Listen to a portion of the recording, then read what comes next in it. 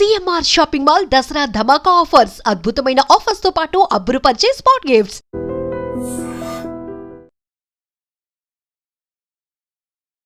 Hi Mahindra గారు. Hello Manjusha గారు. ఏంటండి ఓపెన్ చేస్తే మీరే కనబడుతున్నారు. మరి ఈ సీజన్ బిగ్ బాస్ ఎలా ఉంది? ప్రతిదీ బాగాలేదు. ఇట్లాగా కంటెస్టెంట్ ఈ రోజు ఇలా ఉండి ఇంకో రోజు ఇలా ఉండి ఒక పర్సన్ మీద మీరు అది రివ్యూ ఇవ్వాలి అన్నా, ఒక ప్రోగ్రామ్ మీద రివ్యూ ఇవ్వాలన్నా, ఒక ఫిలిం మీద రివ్యూ ఇవ్వాలన్నా అంత ఈజీ టాస్క్ కాదు. అంటే బిగ్ బాస్ కి అయితే ఒక కైండ్ ఆఫ్ ఐడియాలజీ ఉంటుంది, మూవీస్ కి అయితే ఒక ఐడియాలజీ ఉంటుంది, క్రికెట్ కి అయితే ఒక ఐడియాలజీ ఉంటుంది. క్రికెట్ కి అయితే ఓపెన్ గా చెప్పేస్తా,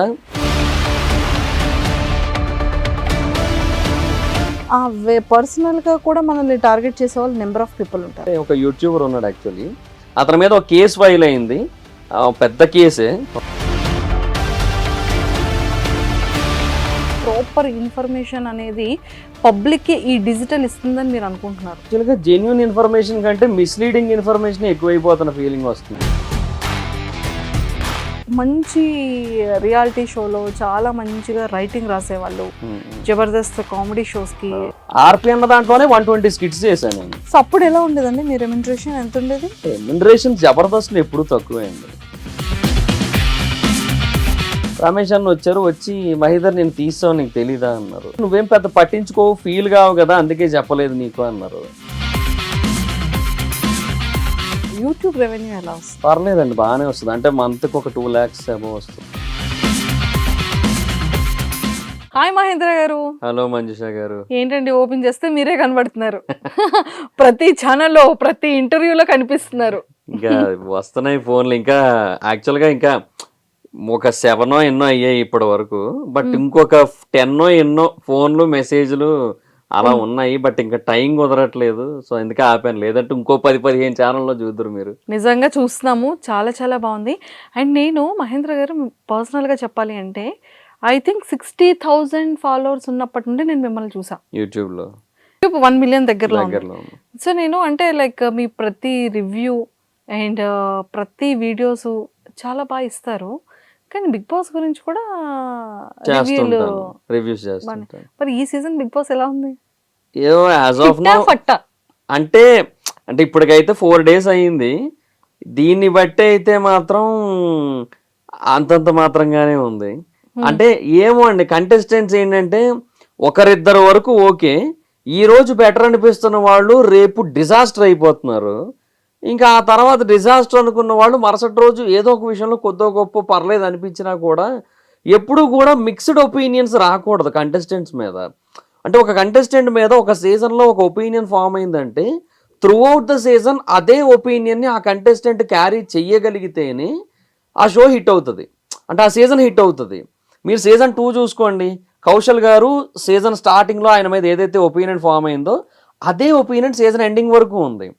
సీజన్ 3 తీసుకోండి, శ్రీముఖి గారు కావచ్చు లేదంటే రాహుల్ గారు కావచ్చు, వీళ్ళిద్దరి మీద ఏదైతే ఒపీనియన్ ఫామ్ అయిందో అదే ఒపీనియన్ లాస్ట్ వరకు ఉంది. Abhijeet and Akhil same from the beginning to ending same ఉంది. Sunny same beginning to ending. Shanmukh and Siri కూడా అదే జరిగింది రండి. ఇంకా మనం దాని గురించి ఎక్కువ డిస్కస్ చేసుకోవద్దు. అంటే అది వాళ్ళ పర్సనల్ లైఫ్లను కూడా ఎఫెక్ట్ చేసిన టైంలో ఇంకా మనం మాట్లాడుకోకపోతే బెటర్. సీజన్ 6 ఒక్కరు కూడా అలా లేరు, అట్టర్ ఫ్లాప్ అయింది సీజన్. సీజన్ 7 మళ్ళీ స్పై వర్సెస్ పా, వాళ్ళు బిగినింగ్ నుంచి అలాగే ఉన్నారు, వీళ్ళు బిగినింగ్ నుంచి అలాగే ఉన్నారు. అమర్దీప్ అదే కొంచెం కన్ఫ్యూజన్తో ఉన్నాడు బిగినింగ్ నుంచి.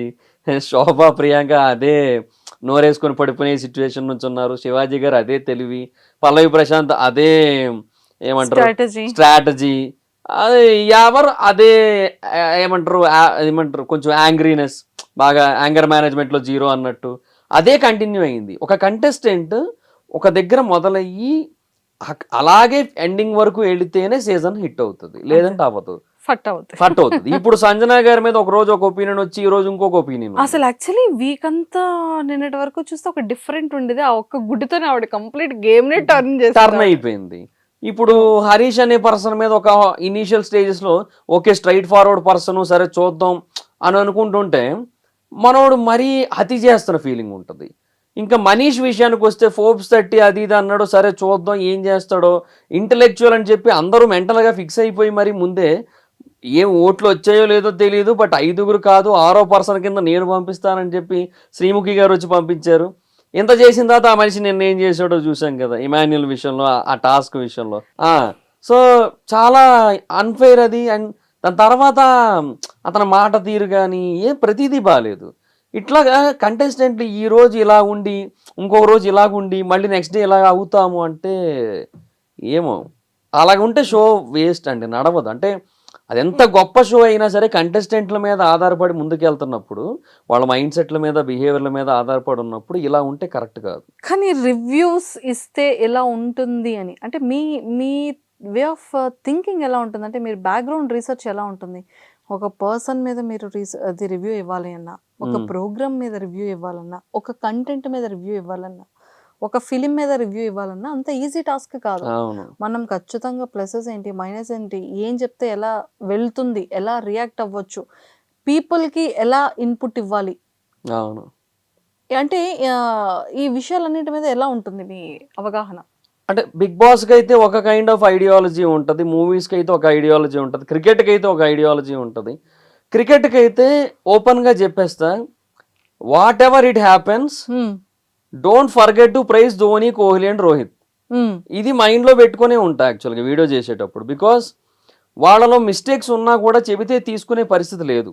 ఇప్పుడు కోహ్లీ విషయంలో కానీ, రోహిత్ విషయంలో కానీ, ఇప్పుడు ధోని కూడా కొన్నిసార్లు వరల్డ్స్ గ్రేటెస్ట్ వికెట్ కీపర్, కానీ ఆయన కూడా 1 or 2 స్టంప్స్ అనేవి మిస్ చేయొచ్చు, యూనో గ్లౌస్లోకి బాల్ తీసుకోవడం ఏదైనా మిస్ అవ్వచ్చు. కోహ్లీ అంత మంచి ప్లేయర్, చాలా ఎక్స్ట్రాడినరీ పర్సన్, కింగ్ అన్న పేరు కూడా ఉంది, కానీ ఆ యారగెన్స్ కొన్నిసార్లు అంటే అతని నుంచి వస్తుంటుంది కదా, ఏమంటారు ఆ అగ్రెషన్ అనేది ఊరికే వచ్చిన ఫీలింగ్ వస్తుంటుంది. అంటే ఒక రాంగ్ పర్సన్ మీద ఈయన అగ్రెషన్ చూపిస్తే అది ఓకే, నో ప్రాబ్లం, అది మనకి మంచి మంచి ఎగ్జైట్మెంట్ ఇస్తుంది క్రికెట్ చూడడానికి.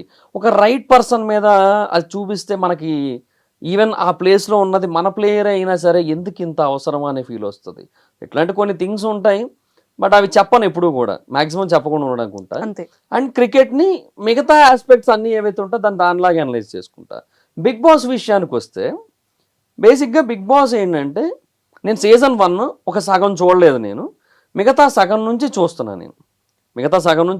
సీజన్ 2, 3, 4, 5 OTT 6, 7, 8 అన్నీ చూసాను. సో ఇది 9 సీజన్. సో ఆల్మోస్ట్ ఇది నా 10th సీజన్ అనుకోవచ్చు నేను చూస్తున్నది. సో ఇన్ని చూసిన తర్వాత బిగ్ బాస్కి వచ్చే వాళ్ళ మనస్తత్వాలు ఎలా మారిపోయాయో క్లియర్ కట్గా అర్థమవుతుంటుంది. వాటిని దృష్టిలో పెట్టుకుంటా, ప్రీవియస్ సీజన్స్లో కంటెస్టెంట్లు ఇలా పర్ఫామ్ చేశారు, ఇప్పుడు వీళ్ళలో ఎవరైనా సరే కావాలని వాళ్ళని మ్యాచ్ చేయడానికి ట్రై చేస్తున్నారా, అది కొంచెం అనలైజ్ చేయడానికి ట్రై చేస్తా. రెండోది, ఒక పర్సన్ తాలూకా ఏజ్, ఒక పర్సన్ తాలూకా ఫ్యామిలీ బ్యాక్గ్రౌండ్, అంటే family background in the sense మ్యారీడా నాట్ మ్యారీడా.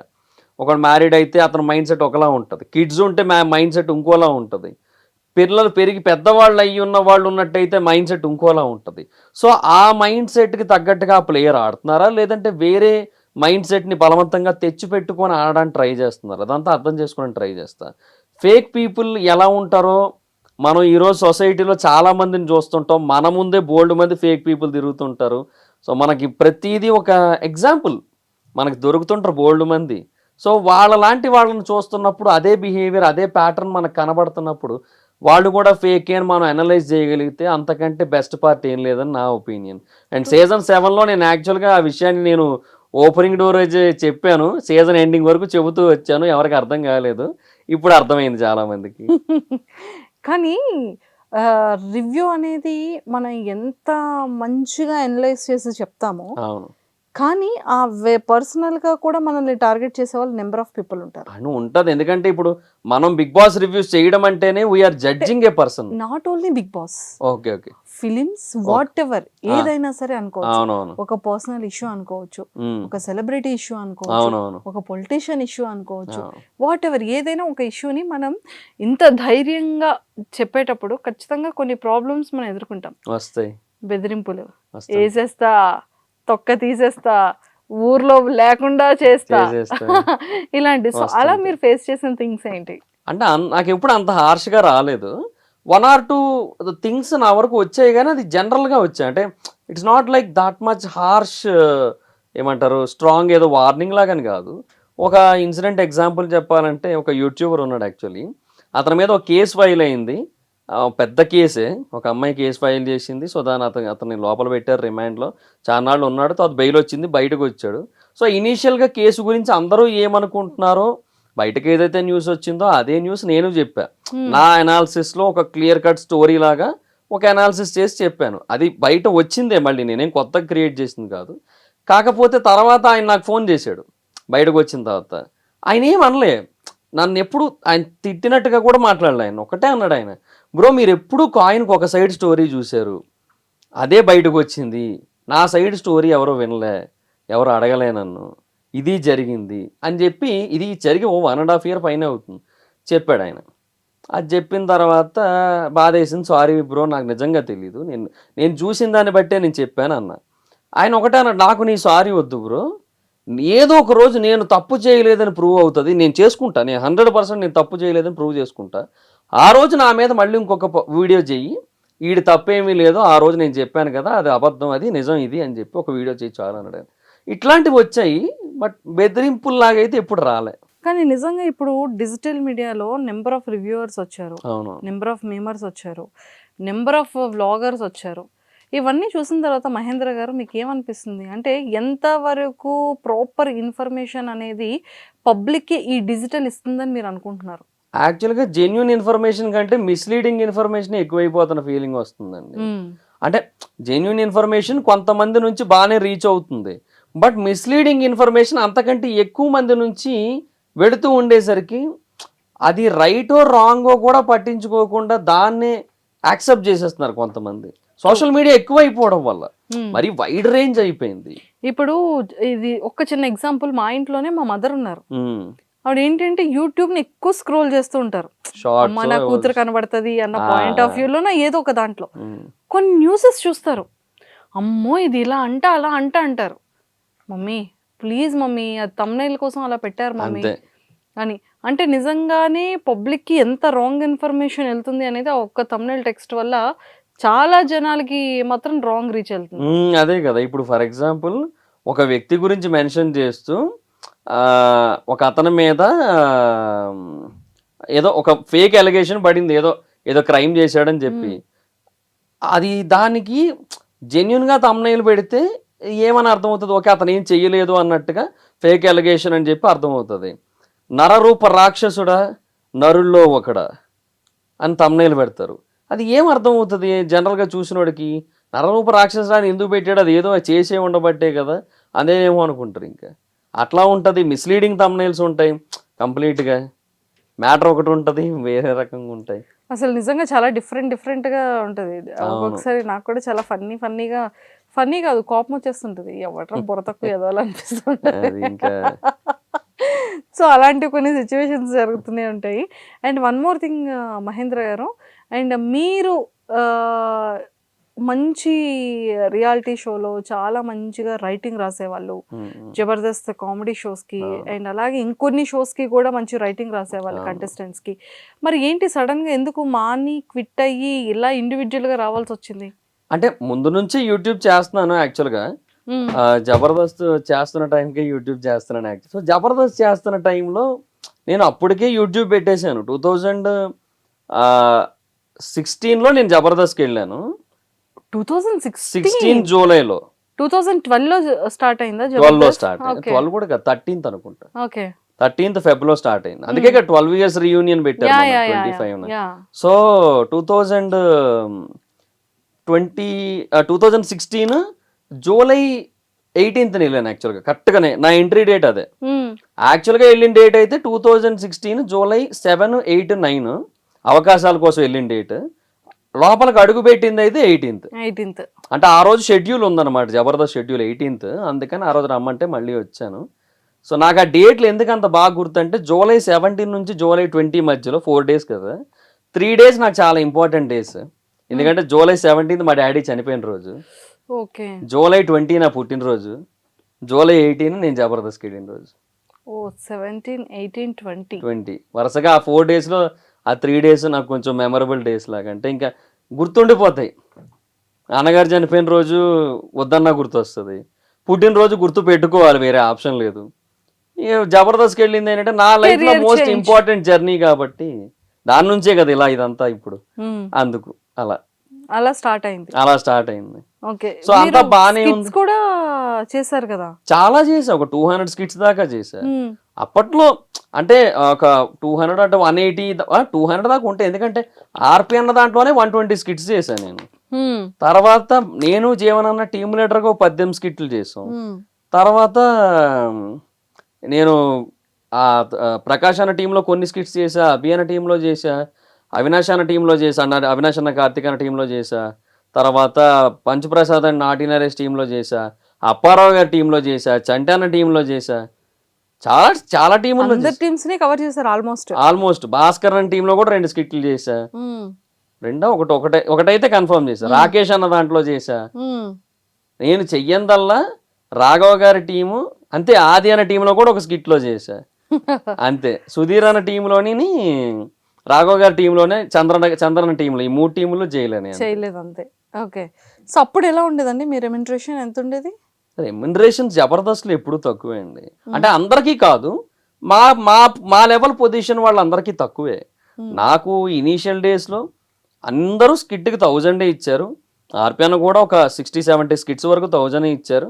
ఆ తర్వాత రిమైనింగ్ స్కిట్స్ ఆయన దగ్గర ఒక 120 వరకు చేశాను నేను. సో దానికి మిగతా వాటికి 2000 ఇచ్చారు ఆయన. రిమైనింగ్ నేను టీమ్ లీడర్గా చేసిన నాకు ఒక 5000 మిగిలేది పెర్ స్కిట్.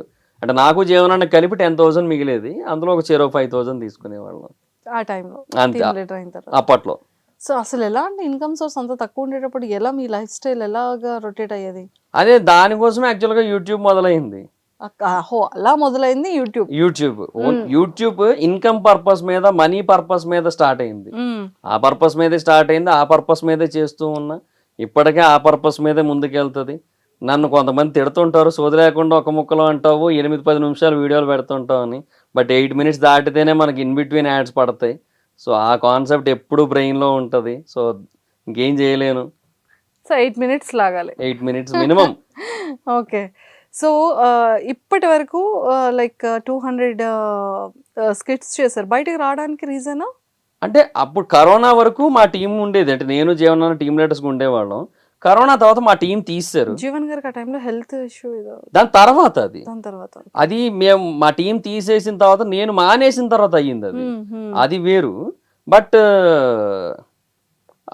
ఈ గ్యాప్లో మా టీం తీసేశారు కరోనా తర్వాత. నన్ను చంటన టీంలో వేశారు, ఆర్టిస్ట్గా చేస్తున్నాను. జీవనన్నకి ఏంటంటే ఇంకా కొంచెం వెయిట్ చేస్తున్నాడు దేనికోసము, అంటే ఏదైనా ఒక టీంలో దొరుకుతుందేమో అన్నట్టుగా వెయిటింగ్ ఆయన. సో అలా ఉన్నా. బట్ చంటన టీంలో ఏంటంటే మరీ చిన్న స్కిట్స్ ఇచ్చారు, చిన్న క్యారెక్టర్స్ ఇచ్చారు కొన్ని. అది కొంచెం ఇబ్బందిగా అనిపించింది. ఆ తర్వాత టీం మారుతానని అని చెప్పి రమేష్ గారి టీంలోకి వెళ్ళాను. ఆయన టీంలోకి వెళ్ళిన తర్వాత అక్కడేమో ఒక షెడ్యూల్ చేశాక ఆల్ ఆఫ్ ఎ సడన్ మరుసటి షెడ్యూల్ నేను ప్రాక్టీస్కి వెళ్ళిపోయిన తర్వాత అక్కడికి వెళ్ళిన తర్వాత రమేష్ అన్న వచ్చారు. వచ్చి మహీధర్ నేను తీస్తాను, నీకు తెలీదా అన్నారు. నాకు తెలీదన్నా, మీరు చెప్పలేదు కదా అంటే, డైరెక్షన్ డిపార్ట్మెంట్ చెప్తానన్నారు, అందుకే చెప్పలేదన్నారు. సరే అని అక్కడ ఒక ఆయన ఉంటారు డైరెక్షన్ డిపార్ట్మెంట్లో, ఆయన దగ్గరికి అడిగితే అదే శాంతి కుమార్ గారు వెళ్ళిపోయారు కదా, మళ్ళీ వచ్చారు ఆయన. నరేష్ను కూడా వేసాం ఆ టీంలోకి. సో ఇంకా నరేష్ పంచ్ బేస్డ్ ఆర్టిస్ట్, నువ్వు పంచ్ బేస్డ్ ఆర్టిస్ట్ కదా, ఇంకిద్దరు ఎందుకులే అని చెప్పి ఇంక నేను తీసాము. మళ్ళీ ఇంకెక్కడో దగ్గర ఇరికిద్దాంలే అన్నారు. మరి నాకు చెప్పాలి కదన్నా, ఇప్పుడు నేను డైరెక్ట్గా వెళ్ళిపోయాను అక్కడ, అందరి ముందు నేను తీసేసావు నీకు తెలీదా అంటే, దానికి బదులు నేను ఫోన్ చేసి ఇంకెవరినైనా కనుక్కొని రావాలో వద్దో ఆలోచించుకొని అసలు రాకపోయినా పర్లేదు కదా నాకు. లేదంటే అప్పుడు యూట్యూబ్ స్కిట్లు అని చెప్పి కొన్ని స్కిట్లు చేసేవారు, అవి యాక్చువల్గా తర్వాత ఫేస్బుక్లో అప్లోడ్ చేశారు. ఆ ఫేస్బుక్ స్కిట్లు అని చెప్పి యూట్యూబ్లో చేశారు, నాకు గుర్తులేదు ఎగ్జాక్ట్గా. బట్ ఏదో ఒకటి, ఈ రెండిట్లో ఏదో ఒక ప్లాట్ఫామ్ కోసం స్కిట్లు చేసేవారు సెపరేట్గా. సో ఆ స్కిట్ల కోసమైనా వచ్చేవాడిని, డైరెక్ట్గా అక్కడే ఉండేవాడిని ప్రాక్టీస్ దగ్గర. ఇదంతా ఎందుకు అంటే, అదే నువ్వేం పెద్ద పట్టించుకోవు, ఫీల్ కావు కదా, అందుకే చెప్పలేదు నీకు అన్నారు. అంటే నేను అన్నాను, ఎందుకు పట్టించుకోనన్నా, ఎందుకు ఫీల్ అవ్వను, అవుతాను కదా, నేను మనిషినే కదా, నాకు కొంచెం బాధ అనిపిస్తుంది కదా ఇట్లా ఉంటే అని చెప్పి ఇంకా ఆ మూమెంట్లో డిసైడ్ అయిపోయాను, దిస్ ఈజ్ నాట్ మీ, అంటే ఇది ఇంకా నా ప్లేస్ కాదు ఇంకా అని చెప్పి అనిపించింది. అది ఈగో కాదు, అది సెల్ఫ్ రెస్పెక్ట్ అని కూడా అన్నాను నేను. ఎందుకో బాధ వేసింది అంతే ఆ మూమెంట్లో. అంటే మరీ అంత లీస్ట్ ఇంపార్టెన్స్ అన్న ఫీల్ ఉంటుంది కదా, సో ఆ టైంలో ఇంకెందుకు పోనీ 200 పోనీ మనం ఏమైనా పోనీ నిన్నగా మొన్న వచ్చి ఇంకా స్ట్రగ్లింగ్ పొజిషన్లో అయితే లేం కదా, 200 స్కిట్లు చేసాం, అందులో టీం లీడర్కి 18 చేసాం కదా. సో కొద్దో గొప్ప ఉండుంటే బాగుండు కదా అన్న బాధ, అంతే. ఆ బాధతోనే బయటకు వచ్చేసాను నేను. కీర్తి గారి దగ్గరికి వెళ్ళాను, సార్ టీం లీడర్ ఇస్తే ఉంటాను లేదంటే వెళ్ళిపోతాను సార్ అన్నాను. ఓ 3 రోజులు టైం ఇవ్వన్నారు. 3 రోజుల తర్వాత లేదు మా సార్ ఛాన్స్ లేదు ఇప్పుడు ప్రస్తుతానికి అయితే అన్నారు. సరే అని వచ్చేసాను. అక్కడితో స్టాప్ అయింది. అక్కడతో ఆ జబర్దస్త్ జర్నీ అయిపోయింది. కామెడీ స్టార్స్ ఒక 1 year తర్వాత ఎప్పుడో స్టార్ట్ అయింది అది. దాంట్లో ఒక అవినాష్ అన్న దాంట్లో ఒక 3 స్కిట్లు చేశాను. తర్వాత అవినాష్ అన్నకి ఏంటంటే కొంచెం అంటే వాళ్ళ బ్రదర్ అజయ్ ఉన్నారు కదా, తను కూడా వచ్చాడు అక్కడికి. ఆ జబర్దస్త్ లేదు ట్రై చేసేవాడు అప్పటి వరకు, కానీ తను కూడా వచ్చాడు. ఇంకా అంటే ఇద్దరం ఒకటే ఏజ్ గ్రూప్, నేను అజయ్ ఇద్దరం ఒకటే. సో అలాగా ఇద్దరం ఒకటే ఏజ్ గ్రూప్ వాళ్ళు ఉంటే వర్కౌట్ కాదు కదా అని చెప్పి, ఎంత కాదన్నా తమ్ముడే అట్లా అయ్యింది. అలా అక్కడతో బ్రేక్ అయిపోయింది. అది అక్కడ బయటకు వచ్చాను. తర్వాత ఫన్ బకెట్ బార్గా ఉన్నాడు కదా, ఇప్పుడు ఇక్కడ బయటలో వెళ్ళండి. బట్ తనకి ఒక 3 స్కిట్లు రాశాను తన టీంకి, అంతే. ఇంకా తర్వాత నాకు ఓన్లీ రైటర్గా కంటిన్యూ అవ్వమంటే ఇంకా నా వల్ల కాక వచ్చేసాను అంతే. Oh my god. తర్వాత ఇంక కంప్లీట్గా వైజాగ్ వచ్చేసినట్టున్నారు. వచ్చాను ఇంకా అంటే ఒక 6 months or 8 months తర్వాత డైరెక్ట్ వైజాగ్ వచ్చేసాను. ఇంకా అమ్మయ్య, మన ఇంట్లో మనం ప్రశాంతంగా కూర్చొని మనకు కావాల్సింది ఏదైనా మనం చేసుకోవచ్చు. లేదంటే యూట్యూబ్ రివ్యూస్ ఎలాగో ఎక్కడి నుంచైనా చేయొచ్చు కదా. అప్పుడు రివ్యూస్ చేస్తూ ఉండేవాడిని, మూవీ రివ్యూస్, ఇప్పటికీ చేస్తున్నా. సో అది ఎక్కడి నుంచైనా చేసుకోవచ్చు కదా, వైజాగ్ అయితే ఏముంది ఇదైతే ఏముందని. మహిదర్ గారు స్ట్రైట్ వేలో క్వశ్చన్, స్ట్రైట్ గా ఆన్సర్ ఇవ్వాలి. ఎప్పుడైనా సరే బాలేని ఫిలిం కి కూడా చాలా అద్భుతంగా ఉంది అన్న రివ్యూస్ ఇచ్చారా? అంటే బాలేని ఫిల్మ్కి చాలా అద్భుతంగా అని చెప్పను, బట్ మరీ ఒకవేళ డిజాస్టర్ అయితే ఫ్లాప్ అని చెప్పడం, ఒకవేళ ఫ్లాప్ అయినట్టయితే ఇది యావరేజ్ అన్నట్టుగా కొంచెం. అంటే డిపెండ్స్ ఆన్ ద ఏమంటారు దాని స్కేలు, దాని బడ్జెట్. అప్పుడప్పుడు అంటే తెలియకుండా ఒక కన్సర్న్ వస్తుంది, ఎందుకంటే ఇండస్ట్రీ బాగుంటేనే కదా మనం కంటిన్యూ అయ్యేది, మనం బాగుండేది. ఇండస్ట్రీ బాగోకపోతే ఇంక ఎండ్ ఆఫ్ ది డే సినిమాలే లేవనుకోండి, ఇంక రివ్యూలు ఎక్కడి నుంచి వస్తాయి? షార్ట్ ఫిల్మ్లకి చేసుకోవాలి ఇంకా. సో అందుకని ఆ కన్సర్న్ తో కొంచెం పాజిటివ్ రివ్యూస్ కొంచెమే ఏదో 1%. ఇప్పుడు ఫర్ ఎగ్జాంపుల్ నేను మొన్న కూడా ఒక దగ్గర చెప్పా.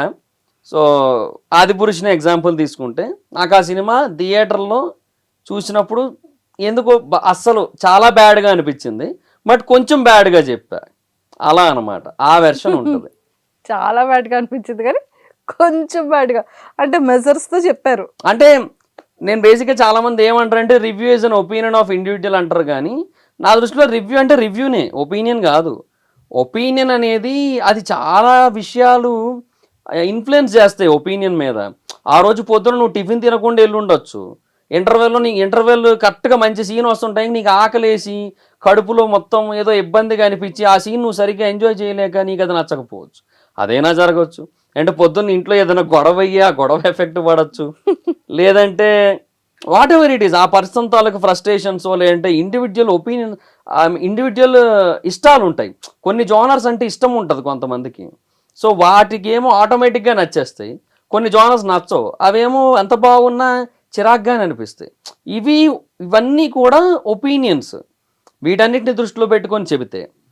అలా కాకుండా ఒక మూవీని అనలైజ్ చేసి ఇది ఈ జోనర్లో వచ్చింది, దీనికి ఎంతవరకు కరెక్ట్గా తీశారు వీళ్ళు, ఎంతవరకు ఎంగేజింగ్గా ఎంటర్టైనింగ్గా తీశారు. మూవీ ఈజ్ ఫర్ ఎంటర్టైన్మెంట్ అండి నా దృష్టిలో. 2.5 గంటల ఎంటర్టైన్మెంట్ కోసం వెళ్తారు సినిమాకి, దాని నుంచి ఏదో నేర్చుకోవాలని వెళ్ళరు, దాన్ని చూసి మనం చెడిపోవాలని వెళ్ళరు, బాగుపడాలని వెళ్ళరు. పుష్ప చూసి స్మగ్లర్లో అయిపోరు, గేమ్ చేంజర్ చూసి ఐపీఎస్లో ఐఏఎస్లో అయిపోరు. End of the day entertainment, engagement, అంతే. ట్రూ. వాటిలో ఎంతవరకు ఆ సినిమా సాటిస్ఫై చేసిందనే చూసుకుంటా. లాజికల్ మ్యాక్సిమం ఎతకను, ఎందుకంటే మూవీ అంటేనే ఇల్లాజికల్. ఎందుకంటే అదొక క్రియేటెడ్ వరల్డ్, అది క్రియేటెడ్ వరల్డ్ లో మనం మళ్ళీ దాంట్లో కూడా రియాలిటీ ఉండాలంటే ఎలా అవుతుంది? అవ్వదు. అండ్ యూట్యూబ్ రెవెన్యూ ఎలా వస్తుంది? పర్లేదండి, బాగానే వస్తుంది. అంటే మంత్కి ఒక 2 lakhs అబౌవ్ వస్తుంది. అంటే ఒక 3-4 ఛానల్స్ ఉన్నాయి, అవన్నీ కలిపి మెయిన్ అయితే మా ఇదర్ వైబ్సే. ఒక 75% ఇన్కమ్ మా ఇదర్ వైబ్స్ నుంచి వస్తుంది, మూవీ రివ్యూస్ ఛానల్.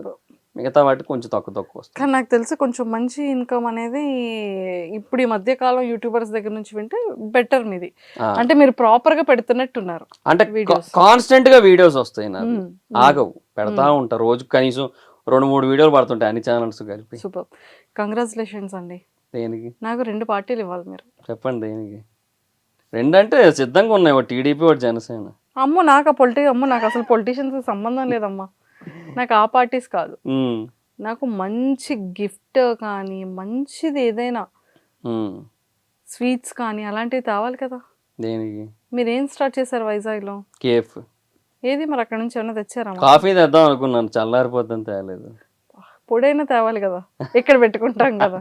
అది చేయొచ్చు, నిజం. ఈ ఐడియా బాగానే ఉంది. యాక్చువల్గా ఫర్దర్గా ఇంకో ప్లాన్ ఉంది యాక్చువల్లీ.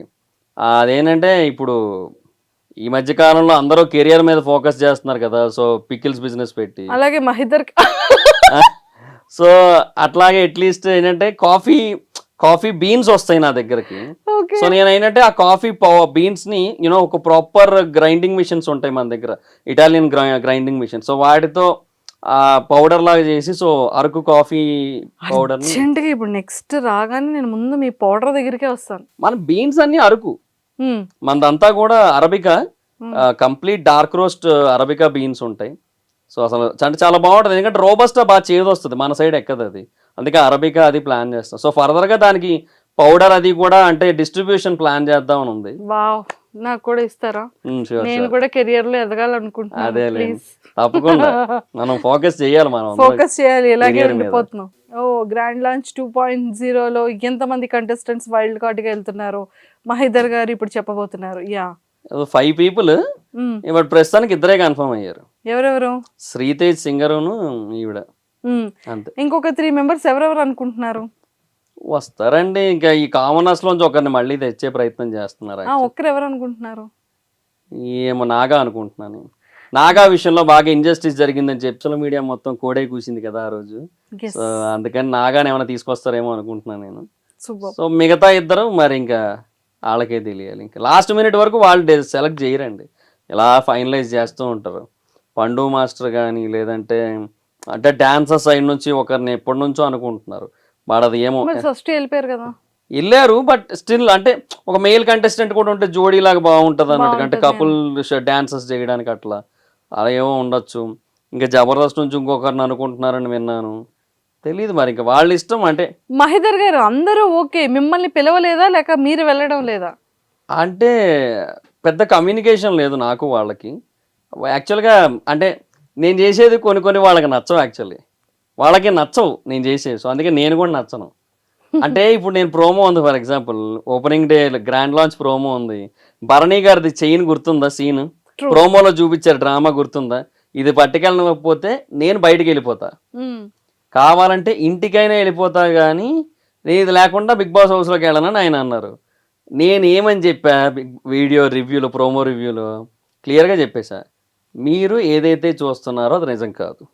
బీబీ టీం ఆల్రెడీ ఆయనకు చెప్పింది, ఏమని చెప్పింది, మీరు అది లేకపోతే నేను లోపలికి వెళ్ళను అని మీరు చెప్పండి.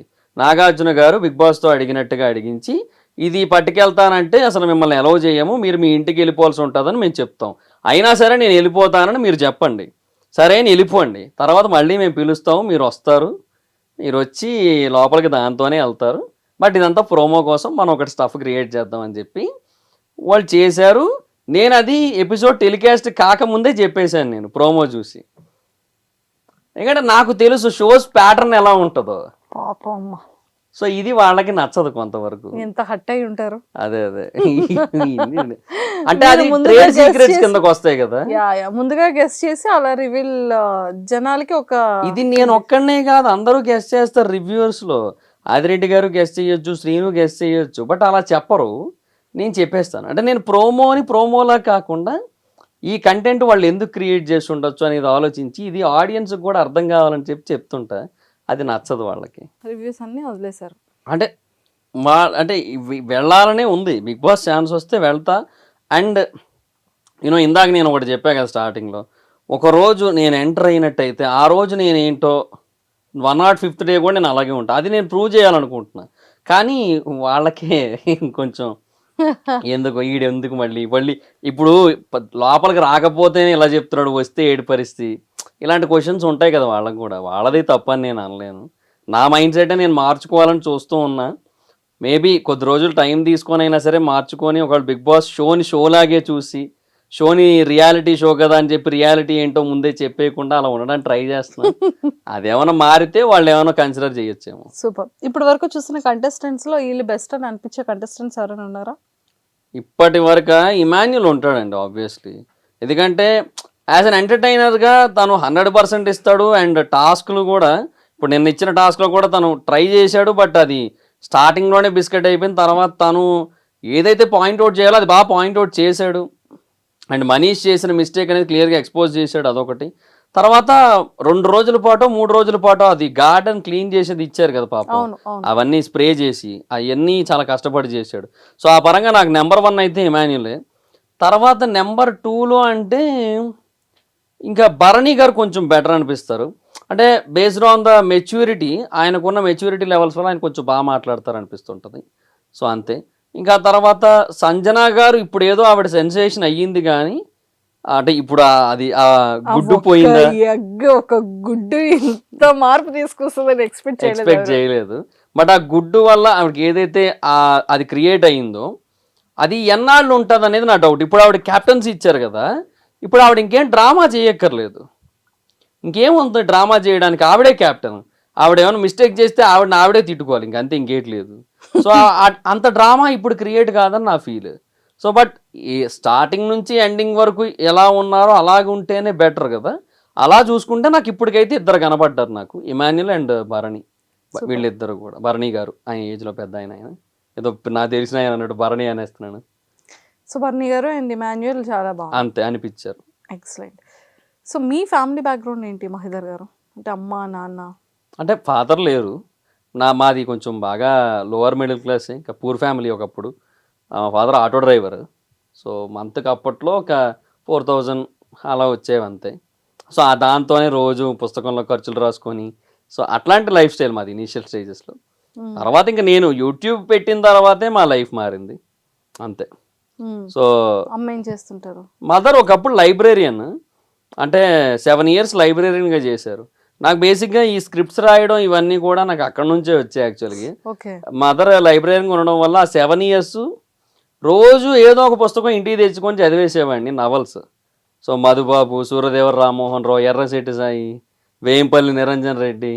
ఇలా వేంపల్లి నిరంజన్ రెడ్డి అయితే నాకు ఒక రకంగా బాగా నచ్చుతాడు. ఎందుకంటే ఆయన బీటెక్ చదువుతున్న టైంలో రాసిన నవల్స్ అవన్నీ. బీటెక్ అయిపోయాక మళ్ళీ ఆయన వదిలేసాడు రైటింగ్ అంతా కూడా, ఆయన జాబ్ చేసుకుంటూ వెళ్ళిపోయాడంట. సో అట్లా వీళ్ళందరి నవల్స్ బాగా నచ్చేవి నాకు.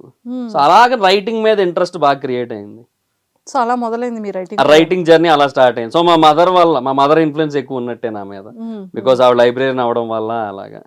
సో బ్రదర్స్ అండ్ సిస్టర్స్ ఎవరు లేరు, ఒక్కడనే సోలో. సో అంటే నాన్నగారు ఎలాగా చనిపోయారు? అంటే హెవీ డ్రింకింగ్, బాగా టూ మచ్.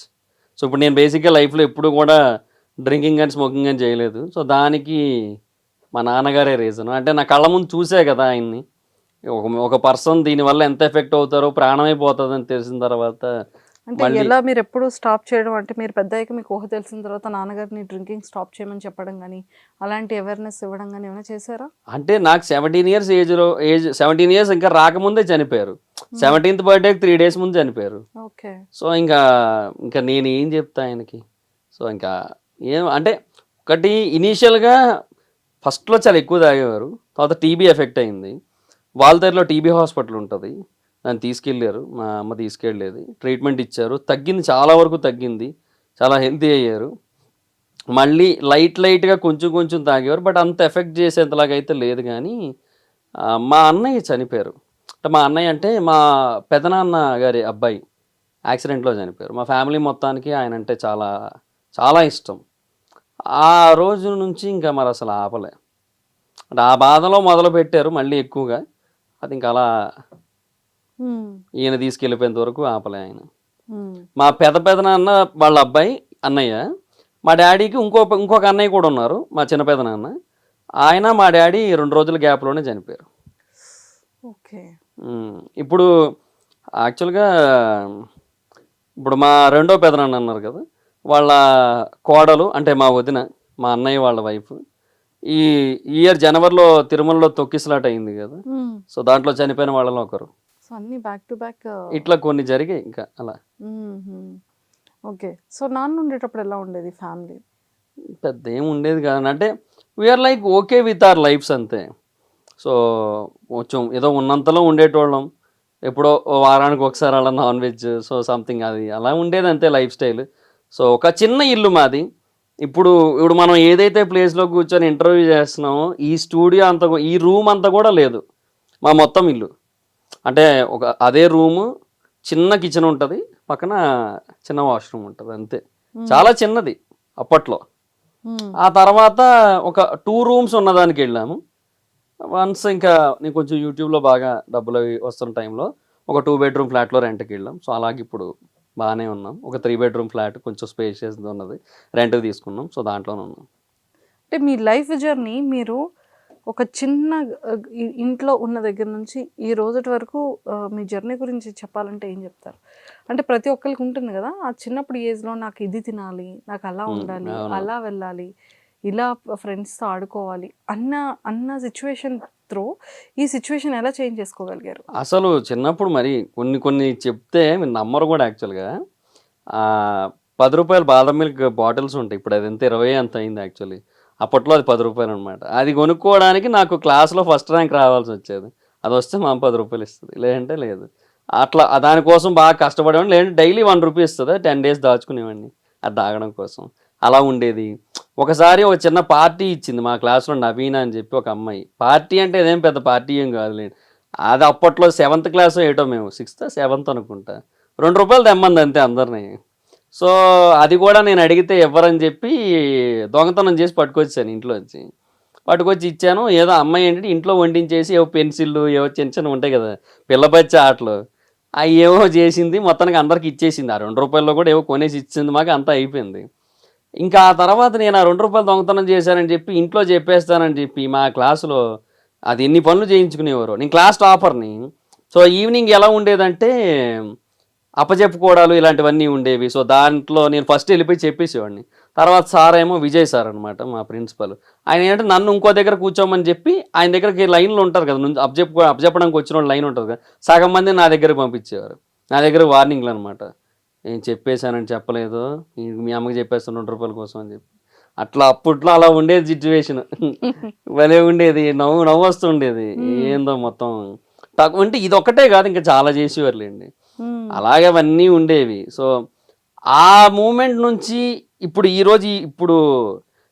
నేను ఒక రోజుకి కనీసంలో కనీసం ఇప్పుడు హైదరాబాద్ వచ్చాను నేను ఏదో పర్పస్ మీద. సో ఇక్కడ ఇంటర్వ్యూస్ పర్పసో లేదంటే వేరే ఏదో మొత్తానికి హైదరాబాద్ అయితే వచ్చాను. సో ఇప్పుడు ఒక రోజుకి నాకు దగ్గరగా కనీసం ఒక 5,000 ఖర్చు అవుతుంది. ఇక్కడ ఉన్నన్ని రోజులు అంతే అవుతది. ఎందుకంటే హోటల్ రూము, ఫుడ్డు, క్యాబులు అన్నీ కలిపి. అంటే ఆ పొజిషన్ ఎలా వచ్చింది ఆ రోజు నుంచి అంటే కష్టమే. ఆ హార్డ్ వర్క్ ఏదైతే చేశామో ఇంక దానివల్లే వచ్చింది. అది లేకపోతే రాకపోను. ఫిల్మ్‌లో ఆపర్చునిటీస్ ఏమైనా వచ్చాయా? చిన్నవేవో వచ్చాయండి కొన్ని మూవీస్‌లో. ఆ రివ్యూ స్టార్ట్ చేసిన కొత్తలో. సో నేనేంటంటే నేను ఒకవేళ యాక్ట్ చేస్తే ఆ మూవీకి నేను పాజిటివ్ రివ్యూ ఇవ్వాలేమో అని చెప్పి ఎందుకొచ్చిందిలే అని ఆగిపోయేవాడిని అదొకటి. రెండోదొచ్చి నేను యూట్యూబ్ నుంచి ఏదైతే ఎర్న్ చేస్తున్నానో దానికంటే సగానికంటే తక్కువ చెప్పేవారు నాకు డైలీ రెమ్యూనరేషన్. ఇంక దానికోసం ఇప్పుడు ఇక్కడ ఇంట్లో ఏసీలో కూర్చొని వీడియోలు చేసుకుంటున్నాను. అక్కడ ఎండల్లోకి వెళ్ళిపోయి మాడిపోయి దీనికంటే సగం కంటే తక్కువ తెచ్చుకోవడం ఎందుకు? ఇంట్లోనే ప్రశాంతంగా ఉంది కదా అని చెప్పి ఇంక వెళ్ళలేదు నేను. సో అలా చేసుకుంటున్నారు. ఇంక బిజినెస్ మీద ఇంట్రెస్ట్ ఉంది దానికి తోడు. ఫస్ట్ నుంచి బిజినెస్ అంటే ఇష్టం. ఎందుకంటే చూస్తూ ఉండేవాడిని కదా! ఓకే వీళ్ళంతా ఇట్లా గ్రో అయ్యి బాగా సంపాదించుకొని ఏవేవో లైఫ్ స్టైల్స్ లీడ్ చేస్తున్నారంటే బికాస్ ఆఫ్ బిజినెస్ ఓన్లీ. ఇప్పుడు మొన్న కూడా రిచ్మండ్ విల్లాస్ అని చెప్పి ఏదో న్యూస్ చూసాం మనం. వినాయక చవితి లడ్డు 2,30,00,000కి కొన్నారు వాళ్ళు. వాళ్ళు ఏం చేస్తే కొంటారు చెప్పండి? యూట్యూబ్ వీడియోలు చేస్తేనా? లేదు. 9 to 5 జాబ్ చేస్తేనా? లేదు. ఈ జబర్దస్త్‌లో స్కిట్‌లో లేదంటే సినిమా ఇండస్ట్రీలో ఎయిదర్ చిరంజీవి గారు లేదంటే నాగార్జున గారు, ప్రభాస్ గారు, ఎన్టీఆర్ గారు, రామ్ చరణ్ గారు ఆ పొజిషన్‌లో వదిలేసేయండి. మేమున్న పొజిషన్స్ చూడండి. మా పొజిషన్ మా రోల్స్ ఏవైతే ఉన్నాయో అవి చేస్తేనా? కొనలేరుగా. ఓన్లీ బిజినెస్సే. సో అదే ఉండేది మైండ్‌లో మొదటి నుంచి కూడా. దానికి తగ్గట్టే ఇంకా బిజినెస్‌కి ఎంత ఇన్వెస్ట్‌మెంట్ పెట్టారు? ఒక 60 దాకా అయింది. 60 లాక్స్ వరకు. ఓకే. అంటే అంతా మీ పర్సనలేనా? ఇంకెవరైనా పార్ట్నర్స్ ఉన్నారా? అని లేదు ఒక్కడినే. బట్ కొంచెం లోన్ తీసుకున్నా. పర్సనల్ లోన్ తీసుకొని అలా. స్టార్టప్ చేశారు. ఆ! సూపర్. మ్యారేజ్ కూడా ఫిక్స్ అయిపోయింది. అయిపోయింది. అయిపోయింది. అంత స్లో చెప్తున్నారు. అంటే అయిపోయింది అన్నాను అంతే. ఎప్పుడు మ్యారేజ్? ఇయర్ ఎండింగ్ లో. యాక్చువల్గా అదే మేలోనే అయిపోవాలి. అదే మా వదిన గారు చనిపోయారని చెప్పి ఆ రీజన్స్ వల్ల కొంచెం పోస్ట్ పోన్ అయ్యి. లవ్ మ్యారేజా అరేంజ్ మ్యారేజ్? లవ్. మొత్తానికైతే అమ్మాయిని ఎలా పడేశారు? ఏం లేదు, తను ఆల్రెడీ పడిపోయి వచ్చింది. అంటే ఇన్స్టాగ్రామ్లో మెసేజ్ చేసింది నా సబ్స్క్రైబర్. అట్లా ఏమైనా చెప్తారా? అంటే ఎప్పటి నుంచో నన్ను ఫాలో అవుతుంటుంది అంటే నా కంటెంట్. సో ఒక 2021 నుంచో ఎప్పటి నుంచో. సో అలాగే మెసేజ్ చేసేది. ఒక 2 సార్లు మెసేజ్ చేసి నేను రిప్లై ఇచ్చా. అది కొంచెం కొంచెం అలా మాట్లాడుకునేవాళ్ళం. సో ఒకసారి కలిసాం. తనది వైజాగ్, అంటే ఒక ఎడ్యుకేషన్ పర్పస్ మీద వైజాగ్లో ఉంది. సో రాజమండ్రి అమ్మాయి. అలా అన్నమాట. కొంచెం అలా మాట్లాడుకొని సరే ఓకే ఇద్దరం బాగానే సింక్ అయ్యాం కదా, ఓకేలే అన్నట్టుగా మ్యారేజ్ చేసుకుందాం అలా అనుకున్నాం. ఓకే. ఎప్పుడు ఇంట్లో చెప్పారు? అది అనుకున్న వెంటనే చెప్పేసాం. ఇంకా అనుకున్న వెంటనే చెప్పేశారు. ఇంకెందుకని చెప్పేసి. సూపర్. సో మొత్తానికైతే ఎండ్కి మ్యారేజ్కి వెళ్ళాలైతే రావాలైతే. రావాలి. సో డిజిటల్లో బాగా క్లోజెస్ట్ ఫ్రెండ్స్ ఎవరు ఉన్నారు? యూట్యూబర్స్ లో కానీ, చాలా మంది ఉంటారు, ఇన్ఫ్లుయెన్సర్స్ లో కానీ మీకు బాగా ఒక్కొక్క కేటగిరీలోని నాకు తెలిసిన వాళ్ళు, ఫ్రెండ్స్ అన్న వాళ్ళు చాలా మంది ఉన్నారు. మీ బిజినెస్ కి సపోర్ట్ చేస్తున్నారా? చేస్తారు. యాక్చువల్గా నేనే ఇంకా ఇప్పుడు ఇది అంతా అయిపోయి మళ్ళీ వైజాగ్ వెళ్ళిన తర్వాత, బ్యాక్ టు వైజాగ్ అయిన తర్వాత కొంతమందిని పిలుద్దామని చూస్తున్నా. విఆర్ రాజా, క్రాంతి బ్లాగర్, ఇట్లా వీళ్ళందరినీ కూడా. వాళ్ళందరూ ఎప్పటి నుంచో వద్దామనే ఉన్నారు. వాళ్ళందరూ కూడా ఇంకా చాలామంది ఉన్నారు వైజాగ్ లోకల్ ఇన్ఫ్లుయెన్సర్స్ కానీ, సో ఫుడ్ బ్లాగర్స్ కానీ, టేస్టీ తేజ కానీ, బేసిక్గా మా జబర్దస్త్ నుంచే కదా తను కూడా. సో నాకు మంచి ఫ్రెండ్ ఫస్ట్ నుంచి కూడా. సో బాగా క్లోజ్. సో తన ఫస్ట్ వీడియో కూడా మా ఇద్దరిదే ఉంటుంది యాక్చువల్లీ. అలా అనమాట. తను వస్తా అన్నాడు. ఇట్లా యూట్యూబర్స్ నుంచి ఉంది బిజినెస్కి సపోర్ట్ ఉంటుందండి. ఫ్రెండ్స్ చాలా మంది ఉన్నారండి యూట్యూబర్స్లో కానీ. మీరు ఎక్కువగా ఎవరిని ఫాలో అవుతారు? ఎవరంటే చాలా ఇష్టం మీకు ఇన్ఫ్లుయెన్సర్స్ యూట్యూబర్స్ లో? కేటగిరీస్ అండి, అంటే ఇప్పుడు వాట్ ఎవర్, ఏ కేటగిరీ అయినా పర్వాలేదు. ఫ్యాక్ట్స్లో అయితే నేను VR Raja and Kranti blogger వీళ్ళ ఎక్కువ వీడియోస్ చూస్తాను. ఎందుకంటే మేము అందరూ ఒక గ్రూప్ ఉంది యాక్చువల్లీ. మేము అందరం ఒక గ్రూప్లో ఉంటాం. సో మాకు ఏమైనా యూట్యూబ్ రిలేటెడ్ ఏమైనా డౌట్స్ వచ్చినా కూడా మేము మాట్లాడుకుంటాం. సో అందులో ఎన్బి షో తెలుగు, నరేష్ బుకియా గారు, ఇంకా చాలామంది ఉంటారు అందులో. సో ఒక 10-15 మంది ఫ్యాక్ట్ యూట్యూబర్స్ ఉంటారు. అరుణ్ సూర్యతేజ, విక్రమాదిత్య అంటే నాకు యాక్చువల్గా చాలా ఇష్టం. వీళ్ళందరికంటే నాకు వాళ్ళే ఇష్టం actually. But now days Arun ఎక్కువ వీడియోలు చేయట్లేదు. విక్రమాదిత్య గారు ఆ వీడియోలు చేయట్లేదు. విక్రమాదిత్య నాకు చాలా ఇష్టం. చాలా అసలు నాకు యూట్యూబ్కి ఆయనే ఇన్స్పిరేషన్. అసలు నేను ఆయన్ని చూసే యూట్యూబ్ పెట్టింది నేను యాక్చువల్లీ, సూపర్ ఫ్యాక్ట్స్ రిలేటెడ్గా. బట్ ఇప్పుడు ఆయన కంటెంట్స్ చేయట్లేదు. ఫుడ్ ఎందుకు చేయట్లేదండి విక్రమాదిత్య గారు? అదేలేండి, అది చెయ్యట్లేదు అంటే అది ఉంది, ఆయనకు ఒక రీజన్ ఉంది యాక్చువల్లీ. సో అది ఏదో ఒక రోజు ఆయనే రివీల్ చేస్తారు. మాట్లాడాను యాక్చువల్గా దీనికోసం. ఆయన చాలా రేర్గా యూట్యూబర్స్తో మాట్లాడతారు, అంటే విక్రమాదిత్య గారు. మాట్లాడాను, బట్ ఫర్దర్గా ఏదో ఒక రోజు ఆయనే రివీల్ చేస్తారు ఖచ్చితంగా. అరుణ్ ఎందుకు చేయడంటే తెలీదు. సో వీళ్ళిద్దరూ చెయ్యట్లేదు కాబట్టి తర్వాత నేను ఇంకా ఎవరు ఎక్కువ చేస్తున్నారంటే ఇంకా వీళ్ళే కదా. సో నాకు అందులో వీళ్ళిద్దరు అంటే బాగా ఇష్టం. విఆర్ రాజా, క్రాంతి బ్లాగర్, తెలుగుబడి, వీళ్ళంతా కూడా నా ఫ్యాక్ట్ యూట్యూబర్స్ ఫ్రెండ్స్. ఇంకా ట్రావెలింగ్లో అయితే అన్వేష్ గారు బాగా పరిచయం. అన్వేష్ గారు బాగా తెలుసు. తర్వాత ఇంకా టెక్లో అంటే ప్రసాద్ గారితో రెగ్యులర్గా మాట్లాడుతూ ఉంటాను. అంటే నాకు ఏదన్నా డౌట్స్ ఉంటే, నాకు ఏదైనా సార్ ఇట్లా నాకు ఒక మొబైల్ కొనాలి, ఒక ట్యాబ్ కొనాలి, ఏది కొనాలంటారు అంటే ఆయన సజెస్ట్ చేస్తుంటారు. మొన్న కూడా మెసేజ్ చేసి ఆయనకి, ఇట్లా ఒక మొబైల్ కావాలండి నాకు, ఏ మొబైల్ తీసుకోమంటారు, నాది ఫోన్ పాత పగిలిపోయింది ఒకటి. ఏం చెప్పారు? కొన్ని మొబైల్స్ చెప్పారు నాకు, ఈ బడ్జెట్లో అయితే ఇంత అని. లేదు నాకు ఈ జీబీలో ఈ బడ్జెట్లో కావాలని అడిగాను. అయితే ఒక 10 days ఆగండి, సెప్టెంబర్లో సేల్ ఉంది, సెప్టెంబర్ 23rd ఆ టైంకి సేల్ ఉంది, అప్పుడు ఆగండి అని చెప్పారు. అప్పుడు అప్డేట్ చేస్తా అన్నారు. సో ఇట్లా ప్రసాద్ గారితో అప్పుడప్పుడు టచ్లో ఉంటా. సాయికృష్ణ గారితో మాట్లాడుతుంటాను అప్పుడప్పుడు. సో సాయికృష్ణ గారు అంటే మా యూట్యూబర్స్ అందరికీ యూట్యూబర్ టైప్, ఆయనతో మాట్లాడుతుంటా. ఇంకా తర్వాత హర్ష సాయి గారితో మాట్లాడుతూ ఉంటా. ఇంకా చాలామంది ఉన్నారు యూట్యూబర్స్లో తెలిసిన వాళ్ళు. అంటే ఇంకా చెప్పాలే కానీ బోల్డ్ లిస్ట్ ఉంటుంది యాక్చువల్లీ. గేమర్స్ నటాషా గేమింగ్ తెలుసు, తర్వాత కార్తికేట్ సరే ఇంకొక యూనిక్ గేమర్ గారా, లేదా ఆయనతో పరిచయం లేదు. అంటే ఒక కామన్ పరిచయం ఉంది. ఆయన ఆర్కే తెలుగు గేమర్ అని ఒక ఆయనతో ఆడేవారు, నేను తనతో ఆడేవాడిని. గేమ్ ఆడతాను, నేను పబ్జీ ఆడుకుంటాను నేను కూడా, బట్ ఎప్పుడు లైవ్ పెట్టలేదండి. అట్లా పరిచయం, అంటే అలా ఒక మ్యూచువల్ ఉంటుంది తప్ప డైరెక్ట్గా ఎప్పుడు కూడా లేదు. సూపర్. సో మొత్తానికైతే ఇది ఒక సామ్రాజ్యం, బోల్డ్ మంది ఉన్నారు. ఎక్సలెంట్. మీ గోల్స్ అంటే మీ లైక్ మీ కోరిక ఏంటంటే ఫైనల్గా ప్రతి మనిషికి నేను ఈ పొజిషన్కి రావాలనో లేకపోతే నేను ఇది అవ్వాలనో ఉంటూ ఉంటుంది. సో అలా నాకు ఒక బ్రాండ్ బిల్డ్ చేయాలని ఉంది. దర్ఫీ అనేది లాంచ్ చేయడానికి కూడా అదే రీజన్ యాక్చువల్లీ. నేను వైజాగ్లో ఉన్నాను కాబట్టి నా హోమ్ టౌన్ వైజాగ్ కాబట్టి ఇంకా సరే అని వైజాగ్లో స్టార్ట్ చేశా. కానీ I want to expand this all over south India ఇనీషియల్గా. ఇంకా కుదిరితే ఆ తర్వాత ఆల్ ఓవర్ ఇండియా అని కూడా ఉంది. కానీ బట్ యాజ్ ఆఫ్ నా ఇది ఒకటి ఉంది.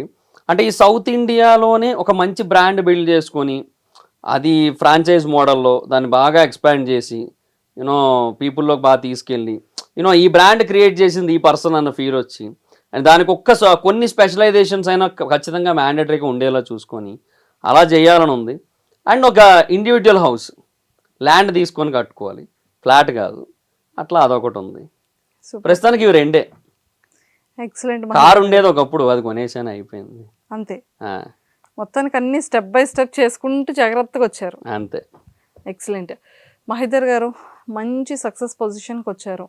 అండ్ ఒక వ్యక్తి ఎప్పుడైనా సరే తన టార్గెట్ ఏంటి అనే దాన్ని బిలీవ్ చేసుకొని వెళ్తే కనుక కెరియర్లో మంచిగా సక్సెస్ అవుతారు. అండ్ మీ బిజినెస్ కూడా మంచి సక్సెస్ అయ్యి అండ్ మంచి ఫ్రాంచైజెస్ ఇచ్చి ఎంతోమంది యువతకి ఉపాధిని కల్పించాలని మనస్ఫూర్తిగా కోరుకుంటున్నాను.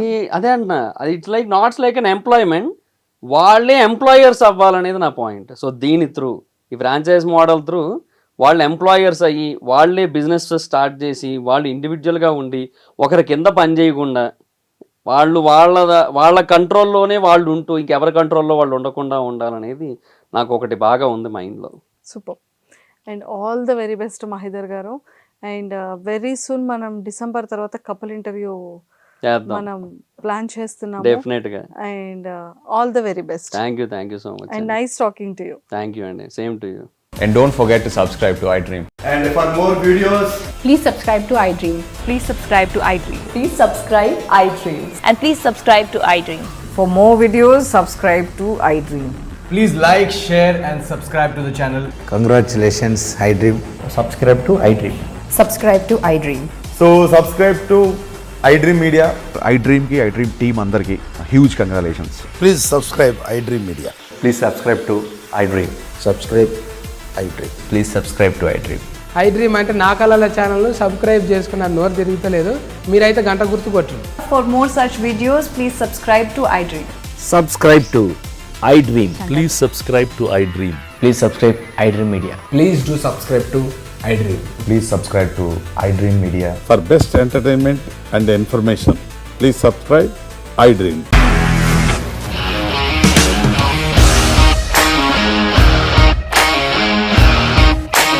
ఇండస్ట్రీలో కమిట్మెంట్ ఇష్యూస్ వస్తే నీకు కూడా వచ్చినట్టు మార్నింగ్ తీసుకెళ్ళాడంటే కొట్టి పడేశాడు.